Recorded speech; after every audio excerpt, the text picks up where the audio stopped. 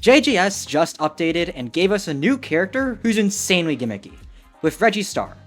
That's not all though, we got a rework of Hanami, though kind of a small one, and her ultimate as well, plus a bunch of buffs to Nanami and Yuta.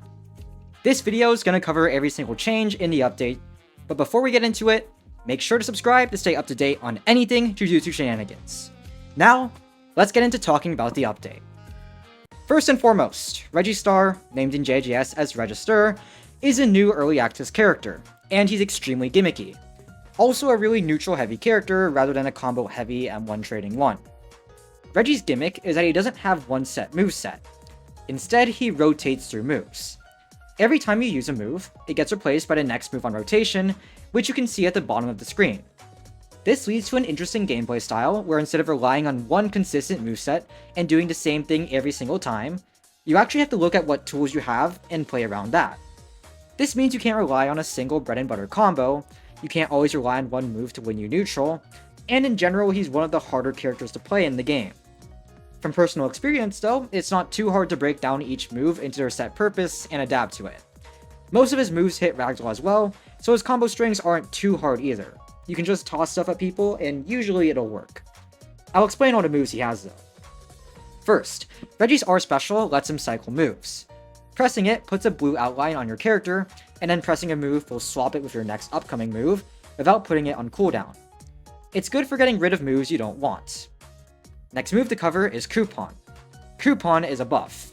You use it, press a move, and it will put a red seal on that move, which gives it an empowered variant. I'll go over all of those as we talk about the moves he has. Gushing Wound throws out one knife that bypasses block, ragdolls, and deals good damage. Very good projectile, that's basically just free damage in neutral, though you can jump over it if you react quick enough, and the ragdoll is long enough to combo start for you if you're up close. The Coupon variant instead throws 5 knives in a spread, though the damage of each knife is reduced. It deals 9 damage base, and then each additional knife does 1.5 damage. Home Run is a block bypassing swing with the bat that knocks the opponent away. If you hit an aerial ragdoll with it, it true ragdolls them and does 7 more damage for a total of 17. The timing is very tight though, and the move doesn't hit ragdoll outside of aerial ones. The Coupon variant makes you hit this thingy with the bat and shoots out a projectile. This projectile can ricochet off walls, and if someone tries blocking it, they get guard broken, which leads to a true ragdoll. Littering throws out a bunch of paper receipts, which stay on the surface they touch. Pressing it again activates them, and you can activate it when you're in stun. Activating them damages and ragdolls anyone who isn't blocking in the radius where the receipts are, and if you're standing where they are, it'll boost you into the air like Hikari's doors. The Coupon variant makes the receipts activate 2 times in succession. Garage Sale makes you point out your hand and shoot out a ton of furniture, which is blockable. At the end, it ragdolls people, and the move itself also hits ragdoll. The Coupon variant adds one last unblockable projectile to the end of the move. Piano Drop summons a piano after a short startup on the area you choose. This has an extremely small hitbox, bypasses block, and once the piano is falling it can't be stopped. Basically, this move is Megumi's Elephant from Temu. The Coupon variant gives it a slightly bigger hitbox. It ragdolls and hits ragdoll too, which makes it okay for combos. Finally, Blunt Trauma lunges you forward and does a blockable swing forward with a hammer. If you hit, you do a bunch of other swings and hit them away in a ragdoll that lasts for a long time. This inflicts them with a dazed status effect, which disables their ability to side dash for a decent amount of time. The move can hit ragdoll as well. Big note on this move, it is extremely punishable on being blocked or whiffed. It isn't 360 blockable, you can go behind their back, but you're also weak to being M1'd out of the move too. It's not very good in neutral. The Coupon variant adds 1 extra hit to the move at the end, and I think it extends the daze as well, but it's not that good because you can get punished with evasive. Reggie as a whole is a really fun character, and he's apparently only 50% done from the base with what I've been told. I'll make a more in-depth video on him in the future, but he's got a fun gimmick. He plays more around neutral than M1 trading, and while he's on the weaker side for good characters with neutral, since you have to work really hard to win, and your options all have pretty easy answers for people who are good at the game and know how to counter him, he definitely can win if you play him well. All of his options are respectable in neutral, though he doesn't get too much reward for landing them most of the time. And yeah, not all his moves are good in neutral, while not all of them are good in combos, so you can end up in bad situations where you end up with only neutral moves and do basically no damage, or you end up with only combo moves and you have to stall out your cooldowns unless you want to be an M1 trading vegetable. Overall though, amazing character. Moving on to Hanami, she's basically in the first stages of a rework, and honestly, I kind of like it. When I talked about blue hitboxes, there are two scenarios I imagined. It either did nothing because Hanami is already extremely punishable, or it absolutely gutted her if it was on her forward dash and M1s. The former is what happened, so realistically, blue hitboxes mean nothing on their own. They are on Root Swarm and Surging Thorns, as you can see in this footage here, but their lifetime is extremely short and you're never going to actually hit one in a real ranked match. Root Swarm is still decently punishable, so yeah, blue hitboxes are a nothing burger there, but Surging Thorns is an interesting case. It's no longer punishable on block, they reduce the end lag by a ton. But the blue hitbox means that if you whiff the first spike, you could theoretically M1 it and interrupt them. Is this something you can realistically do? Hell no! You also can't unblock an M1 for a punish on block. Even if they whiff the first hit, the second is way too fast for a punish.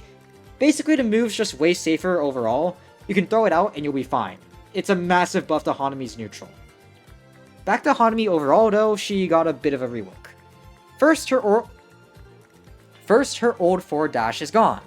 It's now the ground variant of defense response with no iframes anymore. This basically just makes it a good, decent guard break. And notable thing about ground defense response, this thing's hitbox is massive. Throw this out at mid-range and 99% of the time, you are hitting somebody. So getting that on a 6-second cooldown is insanely good. If you hit someone and a root spike is nearby, you'll lasso them and throw them at the root spike, which lets you burst all the damage you built up. Oh yeah, let me explain root spikes as well. Root spikes are spawned when you use aerial root swarm, or when you hit root swarm at the sweet spot. If someone who's ragdolled touches them, they get bounced in the air and take damage.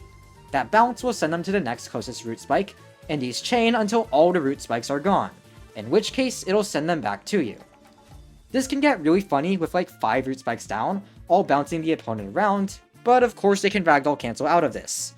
No, this doesn't make Hanami set play, but it does give her this silly backloaded damage that builds up over time. Moving on.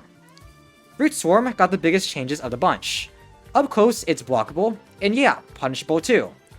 Hanami's block breaking up close is entirely reliant on her Q and aerial Root Swarm now.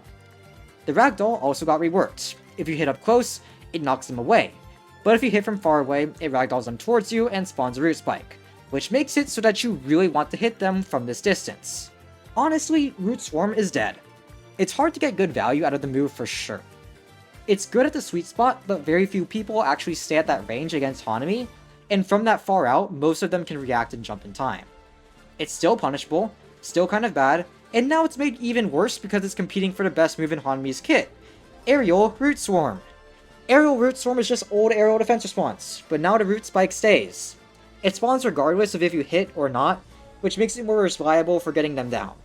And almost every single time, this move is the one you should be using. It's just as insanely good as aerial defense response always was, except the move stack was removed. Another thing, Bud Shot, when blocked, brings him closer to Hanami. Hanami is negative after this, so it puts her in a bit of a bad spot, since you can sometimes bring them to your face and now you have to play the 50-50 game. The pool isn't that strong though, so if you're hitting someone from super far away, you'll be fine. Last thing with Hanami, she got an ultimate. The ultimate only has 2 moves and it's very bare bones right now, but you have an R special, 1 normal move, and your domain expansion. Your R special gives you a glowing aura after a short startup, and that buffs the next move you use, excluding domain. Though of course there's only 1 move right now. That move is Curse Buds. This summons a big flower out of the ground that starts shooting a bunch of buds at your cursor. The summon ragdolls people and sends them into the air, and you can move and do whatever you want while the buds are firing, making them really strong because they can cover you while you do basically anything. Anything including domain expansion. This makes Hanami's ult pretty strong for the same reasons Yuta was. You have a pretty easy confirm into your domain, and your domain, guess what, is an instant kill. Hanami's domain puts him in a flower field. This puts the dazed status on them, meaning they can't side dash at all. They're also in a flower field, so they can't attack either. Basically, this is Gojo's domain from Temu. If you use R special, you do reuse ult beam and instantly kill them. Actually, correction on that. Your R special, which gives you the glowing aura, actually can buff your next R special. If you use the R special a long bit of time after you've used your first initial one that gives you the glowing aura, then it does the ult beam. However, your domain automatically gives you your glowing aura and cuts out that whole time. So if you just use your R special while in domain, it will automatically let you do the beam without all of that initial startup or wind-up period that you have to normally go through. Only way to dodge this is to use your side dash, but you don't have side dash because you're dazed. So yeah, it's just guaranteed death if you get caught in Hanami's domain. Sucks to suck. Oh, and one last thing not mentioned in the update log. The aerial defense response move stack is patched from the game, which is great. My overall thoughts on Hanami, she's unfinished. She is missing an entire move, so that's to be expected. I think she's in a bit of a better state than before though, at least to use. She still feels irritating to fight, and matches involving her always end up so frustratingly slow, but at this point I'll take it as a price to pay for a character breaking out of the formula. It's an improvement at the very least. There's two other notable parts of the update, Yuta Buffs and Nanami Buffs. Frankly, I'm not an expert on these characters, most of my observations are from a more surface level, and there's a reason my background footage on them is going to be in casual and not ranked. However, I'll try to give my best input on them with the knowledge I do have. Yuta mostly got damage buffs across the board and some minor cooldown reductions too. One of the biggest issues with Yuta was that he was a pea shooter. He did no damage. Like, his neutral wasn't fake per se, but when you got a combo, you had no moves because your cooldowns were all so long, and all you could do was some measly like 30 to 40 damage or something per interaction. He sucked. Do these updates make him significantly better? Maybe? I didn't play him a crazy amount before the update because again, he wasn't that good, but for my casual matches with him, he's pretty fun now.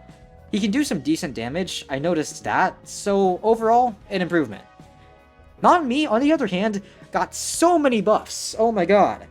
They're deserved though, he wasn't very good before, and this was in the plans for a long time.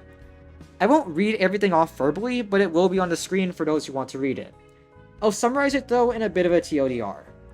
First, Nanami is way less punishable. Cleaving Wind and Severance Kick used to be guaranteed punishable by Ragdoll Cancel. That now has been changed, with Cleaving Whirlwind getting less end lag, and Severance Kick getting less hit lag. The former is especially important, it's safer to use a neutral. Blunt Cut also has less end lag too, and I noticed this for sure, you can whiff it, and rather than getting punished, it can actually sort of gap close safely. Severance Kick's backward variant, and Stabilize as well, both got lower startup, which makes interrupting with them actually somewhat reliable and possible to do. Wow. A big criticism of both moves in the past was that you couldn't interrupt people because it had too much startup, yet one of the gimmicks of the moves is that you have to interrupt people for the best value. It was really unreliable, and this makes it slightly better. Slightly. Meanwhile, Nanami's ult got a ton of buffs. I will put these on the screen if you want to read them. There is a lot. Ratio Breaker has melee iframes on some of its stuff, Interrogate has melee iframes, Sharpen has melee iframes. In general, Nanami can actually get his stuff going without just being hit out of it, and his ult is a lot stronger than before. I don't think this is gonna let him compete head to head with the strongest ults in the game. Gojo and Sukuna are still probably just gonna trash on him with their moves. But against bases, all of these buffs are gonna make Nanami absolutely stomp them, and against some more reasonable, less overpowered ults, Nanami is probably gonna stomp them too. They're good buffs all across the board. Finally, Haruto got changed to have his heal happen on hit, not whiff, and Mei lost the ability to feint aerial circling, bounding, and flock, which I'm pretty sure kills quite a few of her M1 resets. Toto also got a finisher on elbow drop, it's just smashing them into blood, nothing too special. Some final stuff I'll put on the screen, like bug fixes, workshop changes, and also some general changes. I'll talk on the general changes a little bit. Kill credit is a lot better now. One thing a lot of people would do is leave the server or jump into the void if they were losing to avoid giving somebody a kill. Sometimes if they were especially bad, they'd rejoin and do this over and over again with an extension to let them join back, and that stuff got annoying. You now get kill credit if they log or void, and that's a good change. Damage was also changed for kill rewards. It doesn't track the last 30 seconds, it instead tracks the entire encounter. So if you fought someone for like 2 minutes and did maybe 130 damage over that period, with only 30 damage in the last 30 seconds, and then someone comes in and swoops the kill, dealing like 40 damage, you'll still get the kill, whereas you wouldn't under the old system. And with that, that's the summary of the update so far. Reggie Star will get his own dedicated video soon, and I really do like him as a character, he's just a bit clunky to play so far. So stay tuned for that. If you like this video, then consider subscribing, since it truly helps me out a lot. With that, we're at the end of the video. I'm Noob Eternally. Thanks for watching, and have a good day. Bye.